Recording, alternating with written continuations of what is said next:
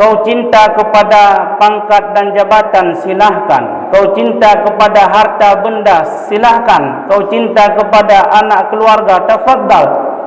Tapi kau jangan lupa bahawa segala macam itu akan dibalas, akan berpisah dengannya. Maka kata malaikat, ahbib masyikta fa innaka mufariquhu, akan berpisah dengannya. Sekarang misalnya kita cinta kepada pangkat dan jabatan, kita cinta kepada anak dan istri, keluarga, harta benda, itu semuanya kata malaikat Jibril, yaitu mufariquhu, akan berpisah dengan kita.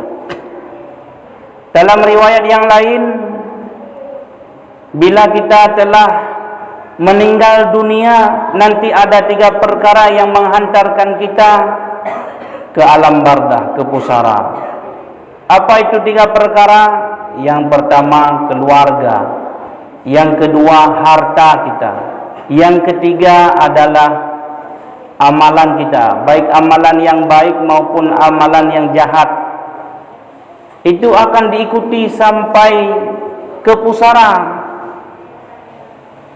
Dalam satu riwayat, di dalam 3 perkara itu 2 perkara yang akan kembali ke rumah kita.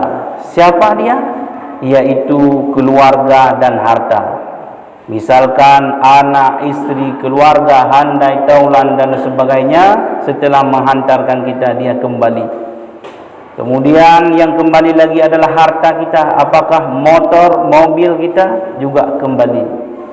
Yang ikut bersama kita di alam barzakh itu siapa? Itulah amalan kita yang sedang kita lakukan, yang sedang kita kerjakan hari demi hari, yang kita lalui. Maka karena itu, persiapkan amal ibadah kita, yang mana amal ibadah kita ini membawa kepada amal kebajikan sebagai pertolongan di hari kelak nanti. Maka setiap amalan yang kita lakukan ini semuanya akan dibalas menurut pekerjaan kita. Maka para hadirin yang dimuliakan oleh Allah Subhanahu wa taala, apa saja yang kita cintai ini, ingat bahwa akan berpisah. Berpisah dengan anak istri, berpisah dengan pangkat dan jabatan, berpisah dengan harta yang dulunya kita cintai mati-matian, seakan-akan kita tidak akan berpisah lagi dengan harta tersebut, dengan benda tersebut, dengan pangkat dan jabatan tersebut, seakan-akan tidak berpisah, sehingga kita lupa kepada Allah. Maka karenanya mesti kita ingatkan, yaitu apa yang telah kita cintai ini. Dalam Al-Quran surah Al-Baqarah, Allah Subhanahu wa ta'ala berfirman, cinta kepada sesuatu ukurannya Allah. Cinta dan benci itu adalah ukurannya Allah. Kalau kita cinta jangan mati-matian, yang benci juga demikian. Karena boleh jadi yang kita cintai ini akan benci, yang kita benci malah menjadi cinta kepada hal tersebut. Maka jangan kita mencintai pangkat dan jabatan, harta benda, uang dan sebagainya, sehingga kita lupa kepada Allah. Mana contohnya? Tidak sempat mengikuti majelis ilmu, tidak sempat mengajari kepada anak istri, tidak sempat tahajud, membaca Al-Quran, zikir dan sebagainya. Itu membuat kita akan celaka adanya di kemudian hari, gara-gara kita terlena dan berleha-leha di dalam kemaksiatan gara-gara harta. Andaikan harta ini akan menjadi kebahagiaan, kesenangan di dalam dunia, sungguh orang-orang yang kaya, orang-orang yang ada jabatan, sungguh dia yang paling awal menjadi senang dan bahagia. Tapi tidak, orang yang senang itu adalah orang yang bersyukur terhadap nikmat Allah Subhanahu wa taala. Para hadirin yang dimuliakan oleh Allah, maka sebagai yang kedua, nasihat daripada malaikat Jibril adalah, kau cinta kepada segala sesuatu, ingatlah bahwa akan berpisah. Kemudian nasihat yang ketiga adalah, wa'mal masyita fa innaka majziyun bih. silahkan kau kerjakan apa saja yang kau sukai, tapi jangan lupa wahai Muhammad, kata malaikat Jibril, fa innaka majziyun bih, akan dibalas sesuai dengan usaha dan kerja kita pada dunia ini. Sekarang misalkan kita menzalimi satu sama lain, silahkan. Sekarang kita mencuri, membunuh dan semacamnya, silahkan. Karena ini di dunia adalah hari untuk menumpuk amalan kita, baik yang baik ataupun yang jelek, yang jahat. Hari ini adalah hari beramal, tidak dihisap. Ingatlah nanti di akhirat kita akan dihisap. Tidak bisa lagi untuk beramal, walau kita dalam keadaan sengsara, walau dalam keadaan menyesal sejadi-jadinya, yang namun tidak bisa kembali untuk beramal atau mencari amal kebajikan kita. Kenapa? Karena akhirat. Kalau hari ini hari untuk beramal tidak dihisap, besok dihisap tidak beramal. Walaupun nanti kita menyesal sejadi-jadinya, walaupun kita mengeluarkan air mata darah tatkala kita menangis, tapi kata Allah, wahai manusia yang menyesal, hari ini hari akhirat, bukan hari dunia. Kalau hari dunia kau menyesal terhadap sikapmu, kau ingin bertaubat terhadap perbuatan yang salah dan maksiatmu, ini lebih baik ketimbang menyesal nanti di akhirat. Maka bagi kita yang tidak mengikuti majelis ilmu, tidak mengajari kepada anak istri, tidak saling menghormati, menghargai, malah kita kadang-kadang caci maki, fitnah, memfitnah, ini sangat celaka adanya di kemudian hari. Para hadirin yang dimuliakan oleh Allah Subhanahu wa taala, hendaklah sama-sama kita untuk merenung, menghayati sebenarnya apa yang sedang kita cari ini, sedang apa yang kita kumpul untuk esok hari.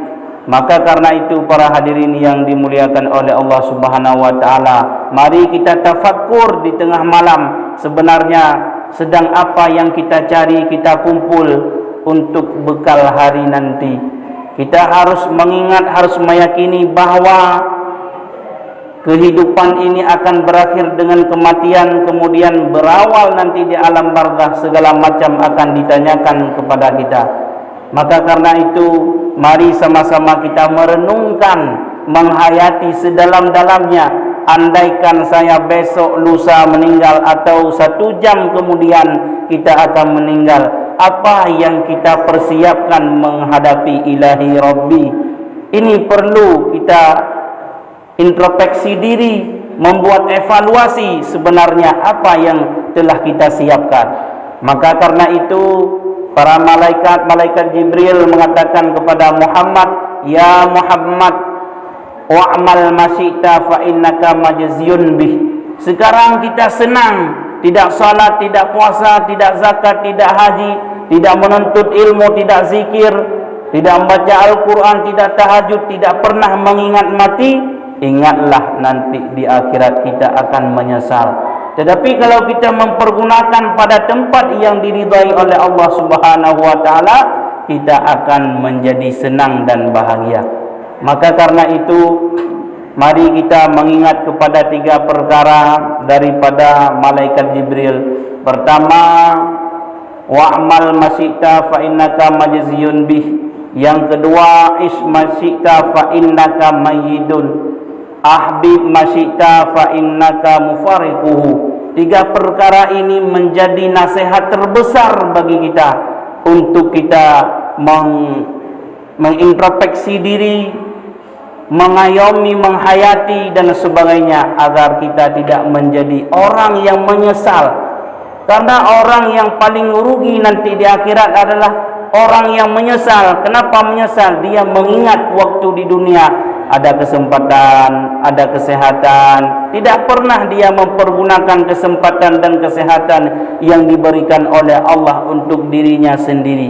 Karena banyak hal yang kita kerjakan ini keliru, bahkan membuat sesat, bahkan membuat kita salah.